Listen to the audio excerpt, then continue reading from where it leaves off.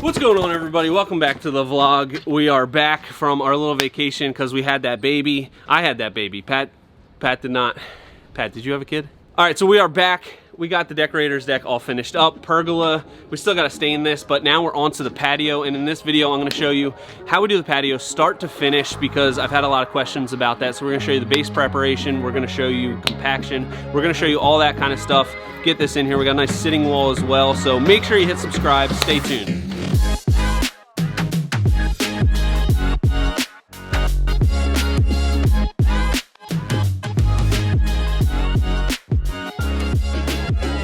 First step here after we busted out this concrete is getting our base prepared. So I've got the heights figured out. We're gonna have about 5.5 inch step off of the deck up at the top. It's gonna pitch this way, so we're gonna have a 7.5 step off the end of the deck here. So we're still in that nice range for a nice comfortable step.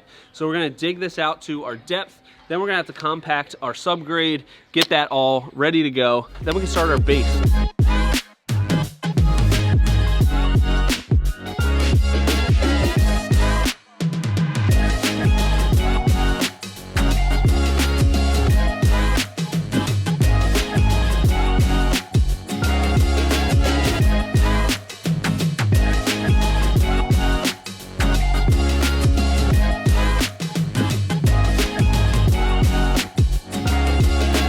We got this area all excavated. We have it pitched away from the house about 3 inches.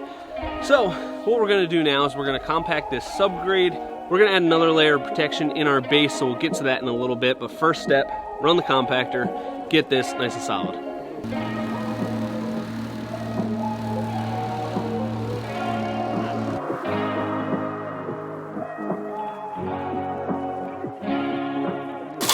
Yeah, grab another bucket of stone there, big dog. All right, so we have our patio excavated here. We've compacted the subgrade, but what we're gonna do for this application, we have a 3/4 clean stone base.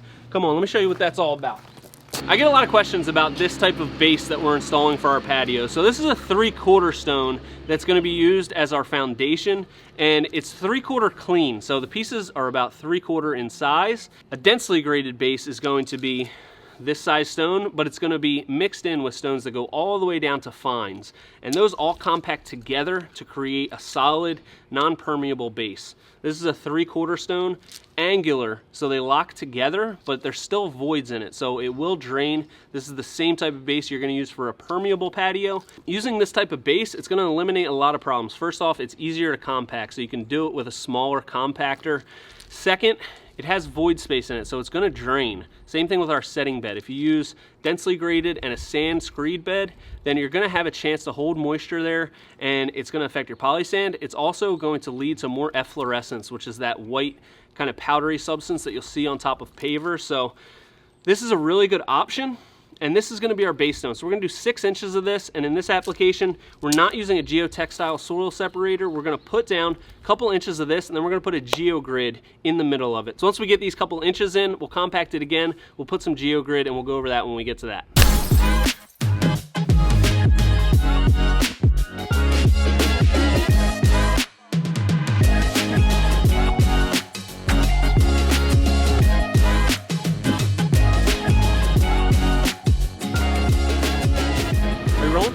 Yeah? Okay, good. Yeah, exactly. Exactly what he said. See, what he said was exactly right, actually. So, came at a good time here, Pat, because we're just doing a little, see. I don't know stone. I don't know stone. I don't know anything about stone. I don't know anything about rocks. This guy, give him a piece of wood, he will build you a house. Give him a stone, I don't know, he'll just probably be confused. Because why would you give anybody... So we have a few inches of our base installed here, and you saw we've compacted this first layer. It's about halfway through the base. So now we're gonna put down a geogrid. This is going halfway in between our base layers. So we've got about 3 inches below, 3 inches above. And now Pat, what is this gonna do? What is this gonna do for us here? It's gonna allow for water drainage. Well, it is going to allow for water drainage, yes, because it's an open graded stone, but as Ant so eloquently stated, it's going to lock it in for justice. So the whole point of this here, we've got our stone, And these are gonna get locked into this grid here. Basically like this. These will all get locked together. And this is what's called a biaxial geogrid. It means it has strength in both directions. So make sure you're checking that when you're buying this geogrid, that you're getting a biaxial grid for an application like this. But when we go to put our next one in here, we're not gonna overlap it like we do with the geotextile soil separator fabric. We are going to line it up right next to it because you don't wanna overlap, because then we can't get that interlock with the layers of stone because the opening is gonna be too small. So, just something to remember. It's a little detail. It's not gonna matter so much on a patio like this, but if you're doing a big engineered wall where geogrid is gonna be required and you're gonna have to get it inspected by an engineer, that's gonna be a sure way to fail it. Never overlap your geogrid.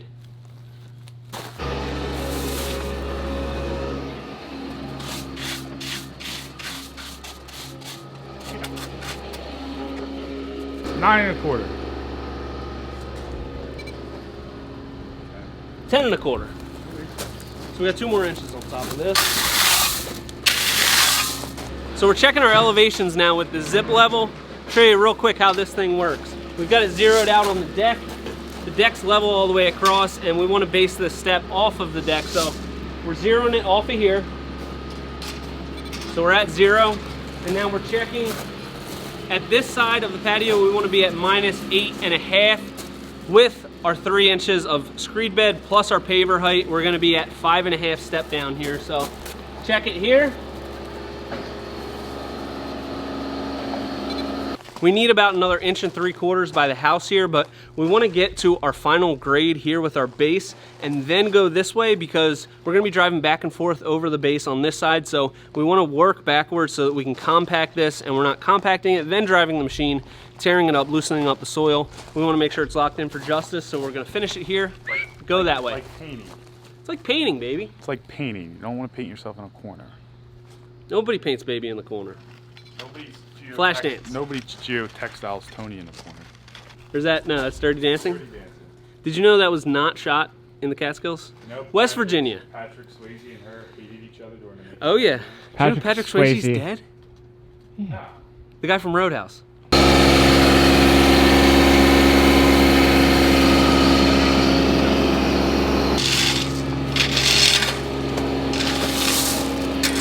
Look, I was walking downstairs. Not really. Hey Pat, sorry, I gotta get out of here. My elevator's going down. Boop! Doors seem to be, oh, there you go. Still not very effective. Yeah, you do it. Oh, I gotta go. Looks like you're sliding down a fireman pole.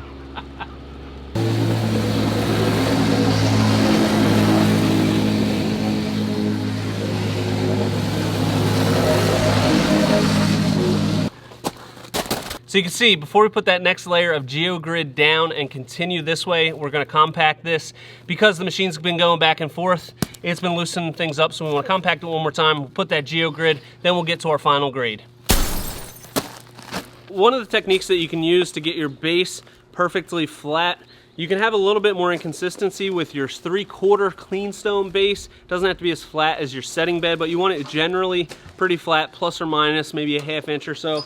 But what we're gonna do to make it super easy is just set our screed rails to the top of the base height. It's pitching 1 inch, about 1.5 inches from here to here, over 10 feet. So we've got it at -9 there, and we've got it at about -10.5 here. So we're just gonna set these, and then we can fill it up with the 3/4 stone, screed it across, then we compact it, and then we'll reset our screed rails for the setting bed. Everything will be super flat, it'll make it a lot easier. Takes a little bit of time to set the screed rails, but probably saving time overall.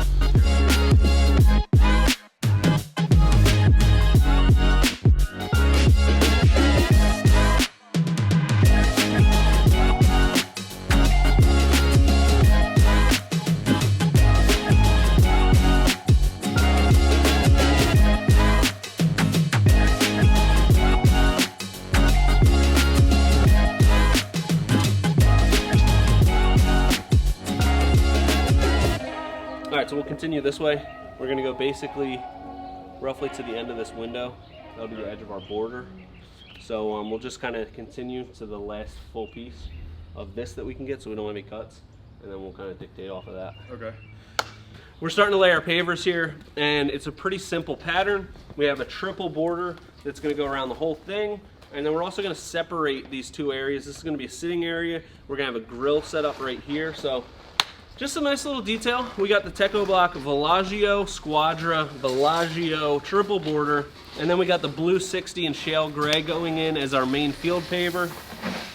Nice, easy, 3-piece pattern. And what we're going to do here is run these to the last full piece that's the closest to our measurement so that we don't have any cuts. Because if you just run your border and just kind of do it off of, say, exactly 12 feet in this dimension, you might be left with like a 2-inch piece of blue 60 that you need to cut. So we're just going to run it the closest piece that hits that mark with our border. We'll stop there. That way it looks nice and clean. We're going to do the same thing here. We'll do the same thing the whole way around so that really we should have like no cuts on this. Once again, no cut patio, hopefully. What do you think? No cuts. How many cuts? Probably 1. Yeah. No cut patio, you can have 1 cut per 100 square foot. That's how I classify it. Textbook definition right there. Textbook definition.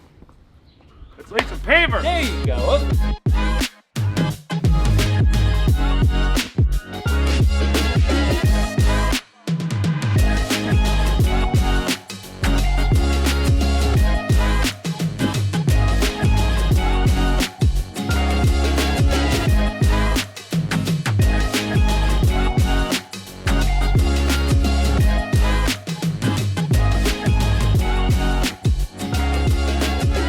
So we got the Rocka wall up on the outside. We have a slightly raised patio here because we've got the yard sloping off into the creek. We don't want the paver sloping off into the creek, so we had to build that up just a little bit. So we've got that built, and then we could backfill our base into that, get everything to the right height, and now we can finish all the pavers. But let me show you what we decided, because little things like this planning beforehand to minimize cuts not only makes it look better because you don't have these little cuts everywhere, but it also makes it a little bit easier. So we're gonna have also a Rocka sitting wall, and that's gonna come slightly into this area, and it's gonna be a U-shaped sitting wall. But Rocka 8 inches wide, a Villagio and a Squadra 8 inches wide. So we can take these out right about here. We're gonna see where a full Rocka leaves us, somewhere in this area, and it's gonna go back, over, and then come out the other side. So a U-shaped sitting wall. And that way, we'll just have a single Villagio border inside of that wall. It's gonna look really nice. It's gonna look like we planned it out because we did. And this border that runs through here is gonna just give a nice separation between the different areas. We've got a sitting area here, and we've got the grilling and chilling area right here. Grill here, you know, maybe a little bench seat there. It's gonna be really dynamite, and now we can just fly with these pavers, get this done. It's gonna rain. We just had a bunch of Jocko fuels getting jacked up. Pat, what do you think? Uh-huh. You jacked up? Oh, yeah. You jacked up? Let me hear it. Take it easy. Let me hear it. I'm freaking out. He's freaking out. All right, that's a good sign. That means the drink is working. Let's get it rolling. what do you want to do?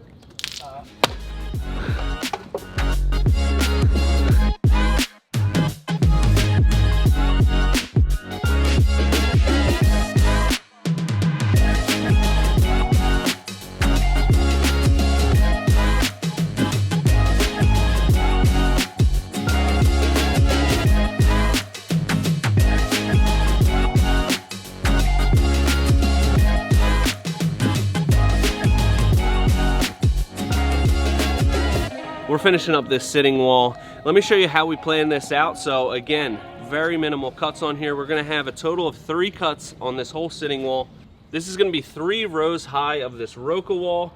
And what we did was we lined this up so that the bottom row, we figured with no cuts. It worked out going across here, 0 cuts there. And then we can kind of just pick the end of any block to end the wall on both sides. So that was really easy. Now, it's impossible to not have any cuts on this because we're gonna have to stagger our joints. So we decided the second row, there will be a cut on each run, and then the third row, 0 cut, so it'll look nice and clean on top and keep it super easy. So we'll have this done in no time. What do you think, Pat?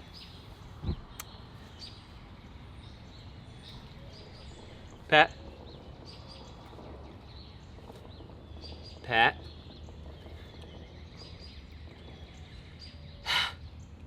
All right, Pat's pretty excited, so I'm excited as well. We're gonna get this thing done, and it's looking pretty dang beautiful.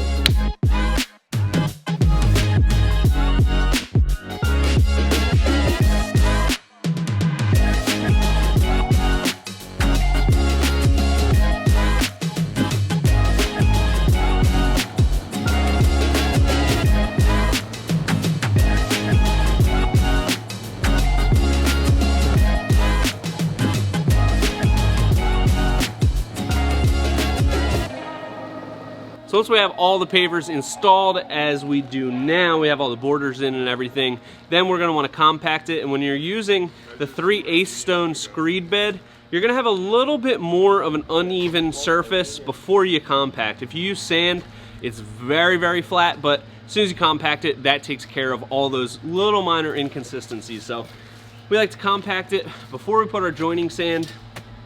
And then this is the last step, putting in this jointing sand. There's a lot of different types on the market. Some you install wet, like this one. Some you want to make sure the patio is dry. Install the poly sand, and then compact, and then wet it to activate it. So make sure you just check what type of sand you're getting and how to install it, because they all have different instructions. So we're gonna finish joining up this patio, and then we'll just make sure we stay off of it so it can dry and look beautiful. But yeah, what do you think?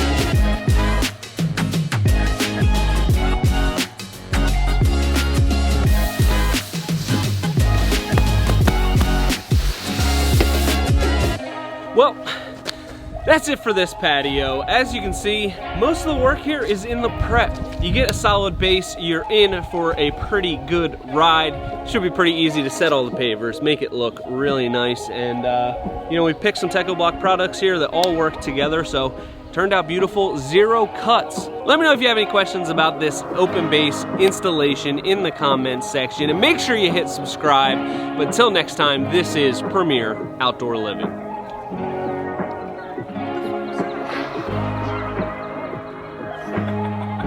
What are you doing? I was trying to spin. Till next time, this is Premier Outdoor Living.